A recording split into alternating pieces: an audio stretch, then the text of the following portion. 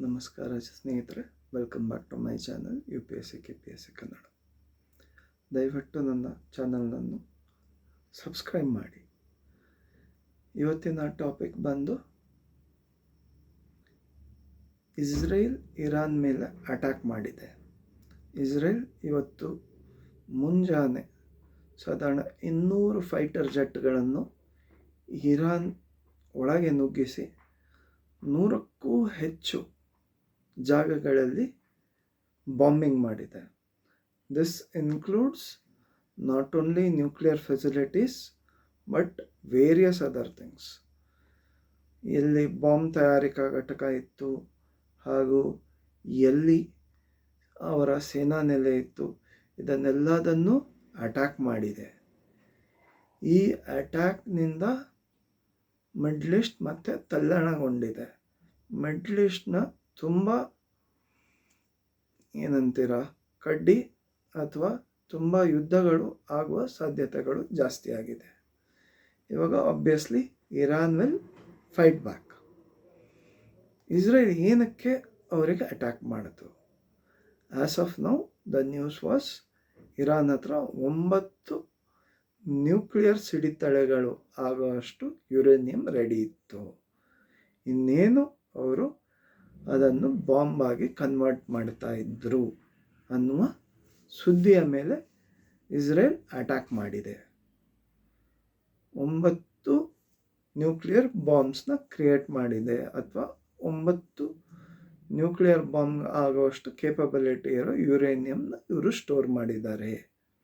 This was not being used for any power generation. Instead, it was being used for making nuclear bombs. Iran ಮತ್ತು ಇಸ್ರೇಲ್ಗೆ ಯಾಕೆ ಆಗಲ್ಲ ಅಂತ ಹೇಳಿದ್ರೆ, ಇನ್ 1948ನಲ್ಲಿ juice ಬಂದು ಇವತ್ತಿನ ಮಾಡರ್ನ್ ಇಸ್ರೇಲ್ ಏನಿದೆ ಇಲ್ಲಿ ಏನೇನು ಜಾಗ ಇದೆ ಅಲ್ಲಿ ಬಂದು ಜನ ಇಳಿತಾರೆ. ಮತ್ತು ಎಲ್ಲೆಲ್ಲಿ ಏನೇನು ಜಾಗ ಸಿಗುತ್ತೆ, ಯಾರು ಯಾವುದೇ ರೇಟ್ ಹೇಳಿದ್ರು ಅವರು ಕೊಂಡ್ಕೊಂಡು ಇದೊಂದು ನಮ್ಮ ರಾಷ್ಟ್ರ ಅಂತ ಹೇಳಿದ್ದಾರೆ. ಇದಕ್ಕೆ ಬ್ರಿಟನ್ ಮತ್ತು US ತುಂಬ ಸಪೋರ್ಟ್ ಮಾಡಿದ್ದಾರೆ. ಯಾಕಂದರೆ ಅವತ್ತಿನ ದಿನ ಜರ್ಮನಿಗೆ ಸೋಲಿಸಲಿಕ್ಕೆ Jews had played a major roll.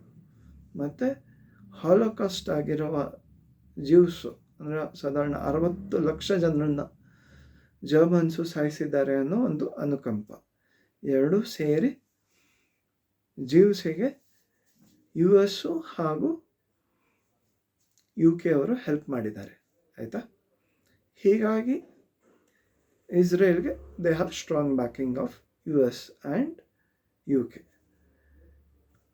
Saudi Arabia are not opposing yet not supporting Israel.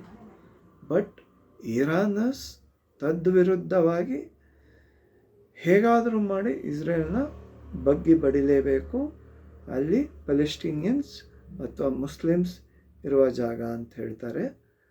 ಹಾಗೂ ಅವರಿಗೆ ತೊಂದರೆ ಆಗುವ ಹಾಗೆ ಪಕ್ಕದಲ್ಲಿ ಹಿಜ್ಬುಲ್ಲಾ ಹಾಗೂ ಹಮಾಸ್ ಹಾಗೂ ಹೌತೀಸ್ ಇವರನ್ನೆಲ್ಲ ಅವ್ರ ಮೇಲೆ ಕಟ್ಟಿ ಒಂಥರ ರಿಂಗ್ ಆಫ್ ಫೈರ್ ಅಥವಾ ಸುತ್ತ ಅವ್ರ ಮೇಲೆ ಒಂಥರ ಟೆರರಿಸ್ಟ್ ಅಟ್ಯಾಕ್ಸ್, ಯಾವುದೇ ದಿಕ್ಕಿನಲ್ಲಿ ಹೋದರೂ ಟೆರರಿಸ್ಟ್ ಅಟ್ಯಾಕ್ಸ್ ಆಗಂಗೆ ಮಾಡ್ತಾ ಇದ್ದಾರೆ. ಒಂದು. ಎರಡನೇದು, ಇವ್ರ ಹತ್ರ ನ್ಯೂಕ್ಲಿಯರ್ ಬಾಂಬ್ಸ್ ಅಥವಾ ಮಿಕ್ಕಿದ್ದು ರೆಡಿ ಆಗ್ತಿದ್ದಂಗೆ they have plans to attack on Israel. ನಮಗೆ US ಹೊಡಿಲಿಕ್ಕಾಗದಿದ್ರು ಅಟ್ಲೀಸ್ಟ್ ಇಸ್ರೇಲಿಗೆ ಹೊಡಿತೀವಿ ಅಂತ ಇರಾನ್ ಹೇಳ್ತಾ ಇದೆ. ಹಾಗಾಗಿ ಈ ನ್ಯೂಕ್ಲಿಯರ್ ಡೀಲ್ ಏನು ಟಾಕ್ಸ್ ನಡೀತಾ ಇತ್ತು US ಮತ್ತು ಇರಾನ್ ನಡುವೆ, ಅದು ಮೊನ್ನೆ ಫೇಲ್ ಆಯಿತು. ಮೊನ್ನೆ ಫೇಲ್ ಆದ ತಕ್ಷಣ ನಮ್ಮ ಸೋಕಾಲ್ಡ್ ಟ್ರಂಪ್ ಮಹಾಶಯ ಏನು ಹೇಳಿದ್ದಾನೆ, we will respond to them ಅಂತ. Basis the US confirmation and basis ಈ ಇಸ್ರೇಲ್ ಇಂಟೆಲಿಜೆನ್ಸ್ ನ್ಯೂಸ್ ಮೇಲೆ ಅಥವಾ ಮೊಸಾದ್ನ ಇಂಟೆಲಿಜೆನ್ಸ್ ಮೇಲೆ ಇವರು ಅಟ್ಯಾಕ್ ಮಾಡಿದ್ದಾರೆ. ಮತ್ತು ಈಗ ಶಾರ್ಟ್ ಆಗಿ ಏನಾಗುತ್ತೆ ಅಂದರೆ ಇರಾನ್ ಬಂದು ಬೇರೆ ಬೇರೆ ಇಸ್ರೇಲ್ ಹೊಡಿಲಿಕ್ಕಾಗದಿದ್ರು ಅಟ್ಲೀಸ್ಟ್ ಬೇರೆ ಬೇರೆ US ಮಿಲಿಟರಿ ಸೈಟ್ಸನ್ನು ಟಾರ್ಗೆಟ್ ಮಾಡುತ್ತೆ. ಅದಕ್ಕೋಸ್ಕರನೇ ನೀವು ಮೊನ್ನೆನೇ ನೋಡಿರ್ಬೋದು, US has called back all their consulate staff back to US ಮತ್ತು ಕಾಂಬ್ಯಾಟ್ ಅಥವಾ ಸೆಕ್ಯೂರಿಟಿ ಸ್ಟಾಫ್ನ ಫ್ಯಾಮಿಲಿನೂ ವಾಪಸ್ ಬರಲಿಕ್ಕೆ ಹೇಳಿದ್ದಾರೆ. ಓನ್ಲಿ ಸೆಕ್ಯೂರಿಟಿ ಫೋರ್ಸಸ್ ಇರಬೇಕು ಅಂತಿದ್ದಾರೆ.